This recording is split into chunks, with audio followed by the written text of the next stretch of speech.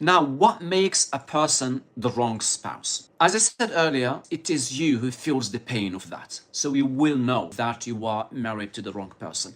But in general, as a rule, you need to verify what you think, your thoughts. If you think you are married to the wrong person, you need to verify that, not for people, for your own self. You need to verify, you need to be honest with yourself. You need to sit down and say, I'm feeling that I'm married to the wrong person. Am I genuine in this? Because it's very easy for humans to shift the blame onto others. So sincerity and wisdom is needed. That is very, very important. Whatever you say, whatever you believe, there are consequences for that, or result, let's say. So what makes a person the wrong person? When you think that your spouse or your spouse's behavior makes normal life or successful relationship impossible. Their behavior, okay, not circumstances, because sometimes issues in marriages, in fact, all marriages go through issues, even Muhammad's marriages. But sometimes the issue is not the person himself or the person herself. The problem is the circumstances, financial issues or family members or friends or social media.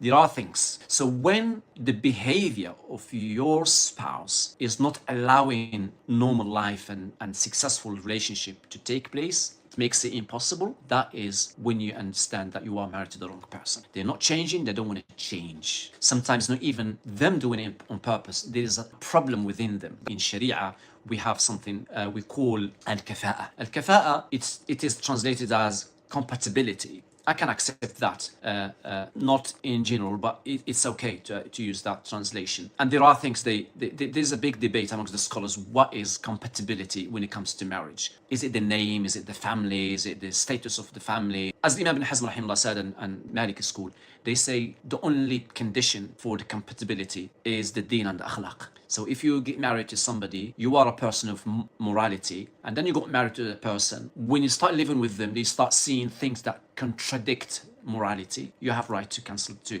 ask them for divorce, to walk away from the relationship. So the deen and the akhlaq are very important, and this is the compatibility Malik school and Imam ibn Hazm Zahiri school mean by al-kafa'a, compatibility. So why do we have this? We have it because it means if you're not careful, you can marry the wrong person who's not compatible with you. Yeah, so this is what makes your spouse the wrong person, if you have one, is when their behavior is not allowing you to have normal life, peaceful relationship, their behavior, and they're not willing to do anything about it. In fact, you're the one who's doing something wrong. And these are the people that the Prophet was talking about when he said the worst of people are those who are avoided by people because of their wickedness. You know, they bring problems. They cause problems all the time. Most of the time, they don't want to take responsibility. They don't want to take the blame, sometimes because they want to protect themselves, sometimes they don't want to show vulnerable, etc. Sometimes because of arrogance and pride, many things. That whatever the cause is, they're not doing any good to themselves or their spouses. The purpose, I need to mention this, the purpose, talking about these guidelines to maximize the chance of having a successful marriage, because that's what matters at the end of the day. What's the point to have a marriage and it's toxic? What's the point? I still remember a boy, 14 years old child, came to me in the masjid in Muntada Islam when I was in Muntada in Fulham and Chelsea. 14 years old child, going through hell because of the problems his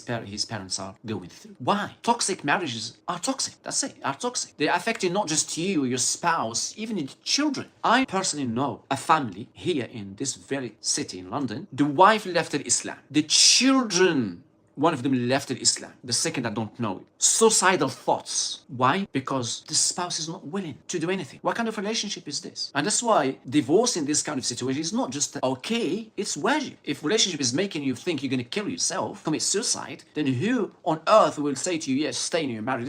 You have to know what is going on, how bad the situation is. When you know that everything is okay and it can be managed, then you can say to them, be patient, and then you read some hadith for them and to make them feel stronger in their iman. That's good. But if you don't know the situation yet, you can't just send people to just go back home and be patient and come back to me after 6 months, they say. But again, I do blame people as well, because people, they tend to go to the imam because the imam is just there in the masjid. So they don't want to invest in themselves. They want to spare the money. They want to keep the money for the holiday. So the holiday and rucksack and the handbag and the car are more important than the marriage. So I'm just going to blame the imam. I'm going to blame people as well. Go and invest in your marriage. Buy books, read about marriage, go to a family therapist. Also, we're not talking about perfection, brothers and sisters. Be very, very careful. We're not talking about perfection. No one is perfect. No one is perfect. No wife, no husband, husband, no child. Nobody is perfect. What we're trying to do is to identify what makes a person the wrong person. That's what we're trying to learn here. Otherwise, perfection, nobody's. And there's no marriage without problems. Prophet ﷺ also in hadith, he said, لا يفرق مؤمن مؤمنا كره منها خلقا رضي من آخر. He said, a believer should not hate his wife because of something that he's not happy with. The reason being, the Prophet ﷺ is saying, if you're not happy with this conduct from her, you will definitely see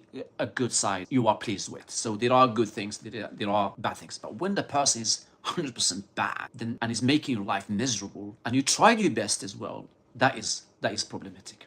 That is problematic. What if you think that you are married to the wrong person? What should you do? This is a very important question. This is what you think. You are married to the wrong person. Whatever you do is not going to work. What should you do? First of all, as I said earlier, you need to be self-reflective. So when you are honest with yourself, this is very important because you're going to make a very important decision. Because when you think that you are married to the wrong person means you have to find a solution.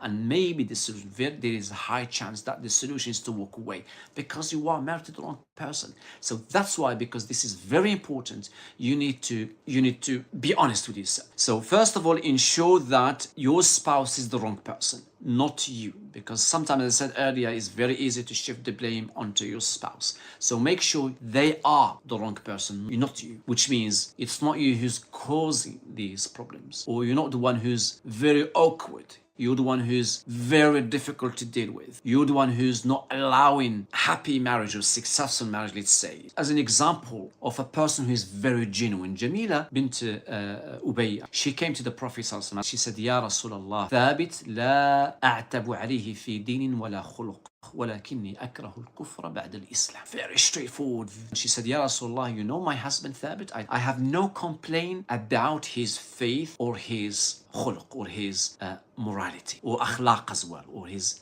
manners. No complaint. ولكني, look what she said, but I dislike acting like a disbeliever after I embraced Islam. Why did she speak about faith and disbelief, and why? Because what she meant is, Ya Rasulullah, I don't have any problems, I don't have any complaint about my husband's Thabit ibn Qais, one of the great companions of the Prophet. I don't have no complaint about his faith or his akhlaq, his manners. But I have no interest in being with him. Because that's what she meant. I don't want to stay with him anymore. That's it. But when she added that, but I dislike disbelief after I became a believer, when she added that, is because she wants to say to the Prophet ﷺ, Ya Rasulullah, this is not a matter of discussion. It's a final decision. I don't want to be with him. But she feared if she didn't say it in this way, if she didn't say, I dislike disbelief after I became a believer, maybe the Prophet will try to convince her, will try to say to her, well, Thabit ibn Qais is a good man because you just praised his faith, you just praised his akhlaq. She feared that the Prophet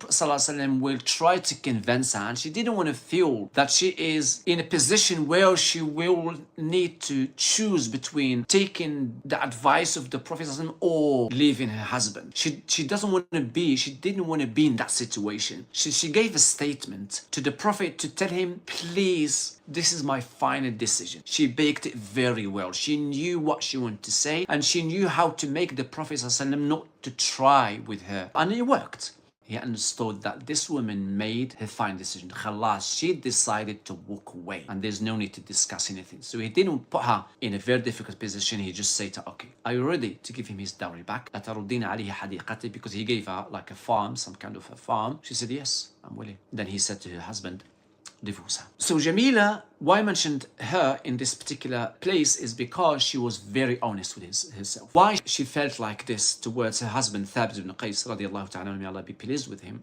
is because there are two narrations. One of them saying that he hit her once by mistake. He hit her and then he broke her hand. So it was like a heartbreak. Maybe she was basically in the hadith, he hit her and broke her hand. Her brother came to the Prophet and he already told him that Thabit ibn Qais hit my sister Jamila and he broke her hand. Why I said it happened by mistake? Because she praised his akhlaq. It's one of them. She said, I don't have a problem with his faith. I don't have a problem with his akhlaq. He did what he did. It was a mistake. I know it's not his behavior, but that's it. She hated it. That's why I said this can lead to emotional disconnection.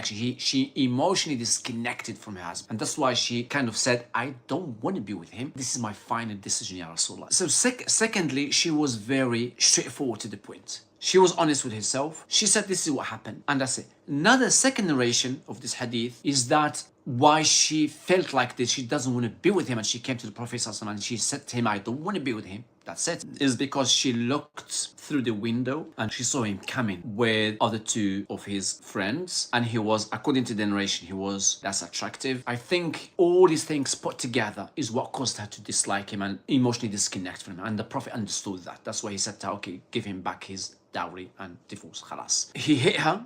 And when you hit women, she might forgive you. If you hurt your husband, he might forgive you. But when you add more things to it, more factors to dislike you, then obviously that will accumulate. And it can lead to emotional disconnection. That's why I always say emotional disconnection can destroy marriages and lead to toxic relationships. When your spouse, when you feel no connection, no spark, no closeness with your spouse anymore, khalas, you don't want to be with them, you don't feel them anymore, they're not there. That is what we call emotional disconnection, and we need to be very careful. Sometimes people think that that spouses in successful marriages means people who don't have conflicts or they have less conflicts. No, spouses in successful marriages don't necessarily argue less or have less problems than others. No, but they argue better. They know how to argue and how to keep the emotional connection there all the time, even if you have problems. But many people who don't have these skills, when they have problems, they end up doing crazy stuff, and that's why these spouses feel disconnected emotionally and they don't want to be with them anymore. One of the incidents just recently, not long ago, a couple of I tried to speak to both of them, and then brother said to me, Hassan, there is one thing I don't think I can ever forget. I said, what is that? He said, when we had a problem and the family was involved, she said to my mom, she called my mom a whore. Excuse me, because this is what she said. This is a Muslim sister saying to her mother-in-law in front of her husband, she called her a whore. He said, when I tried to defend my mom, she said to me, F you and F your mom. Even if you are a very angry person, how can you call a woman in front of her son, and son is your husband, and this woman is your mother-in-law? Under any circumstance, how can you call her a whore? And then when he tried to defend, because you know as a Muslim, you know what his mom means to him. This is his gate to paradise. And you're going to say this horrible word to her in front of him. And then when he tries to defend his mom and tell you off, you're going to say to him, F you and F your mom. This is what I call stupidity, when people destroy the marriages because I'm angry. And I said to her, don't even think. Even if you get back together, what your husband said is correct. He will never ever forget what you said to his mom in front of him and what you said to him in front of his mom. So what I'm trying to say here is that when you conflict, when you argue, make sure you don't lose yourself, because whatever you do is going to affect your spouse's emotions towards you, and make sure their connection with you is always there. And you can argue as much as you want, but respect that. When you finish the argument, you're still friends. That's very important. But when you start saying things or doing things that destroy this emotional connection, don't even dream that you will be happy with that person. So if you think you are married to a wrong person, be honest with yourself, self-reflective. That's very important. Number two, this is very important. Write down now, because you feel that khalas, this person is the wrong person, you don't want to be with them anymore. You need to make sure that you are right, not wrong. So write down. This is very important, brothers and sisters. Write down the things you don't like about your spouse. What makes you think that they are the wrong person and you don't want to be with them and you shouldn't be with them. Write it down. And write down in that piece of paper. Don't think about it. No, write it down. Nun wal qalam wa ma yasturun. Use pen and paper. Write the things that you think they are problematic and they are making you think that you are married to the wrong person. Write it down and write down the good things, that anything you think is good, because it's very easy sometimes to forget the shyness of your spouse. Unfortunately, very easy, especially when you're angry, when you have problems, etc. So write it down. Write down the things that you think they are problematic and write down the good thing. And then number two, you need to evaluate that. Which means you go back to their problems, what you think they are problems, what is making you disconnect from them, what is making you think they are wrong person for you. Right next to each point, your reason why you think this is problematic. Why? And then number three, this is very important. Seek counsel. What do I mean? Take that piece of paper that you wrote, yeah? take it to two honorable people, not just one, two people that you honor very much. You respect them, their knowledge, their experience, everything. Or to a family therapist, somebody who's experienced in this.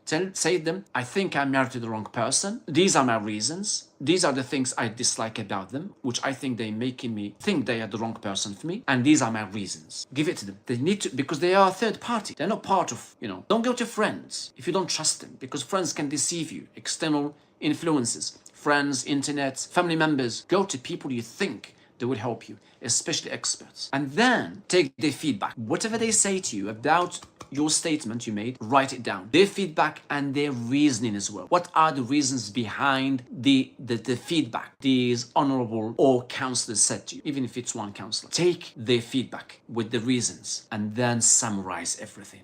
And finally, recall what I mentioned earlier. Nobody is perfect. Please don't be deceived. Be realistic. Go to the right people. The summary will tell you exactly, when you summarize all that with the help of the counselor or the two honorable people with experience, you will understand if your thoughts, which is, I am married to the wrong person, if you are right or wrong. If you are wrong, and the counselor, and this, when you summarize, you're going to come to understand that actually, look, this is the summary, and it's not, I've been deceived by friends or social media or different thoughts I have. No, I'm not married to the wrong person. I'm married to a person who is a human being. They're good people, but they do mistakes, and I do mistakes too. So this process will make you, with the sincerity and wisdom, will make you make the right decision. But if you come to understand that this person, see, this is the conclusion that I am actually married to the wrong person, and it's driving you crazy, then maybe you need to think about giving the last chance. Say, this is what I concluded. So is there anything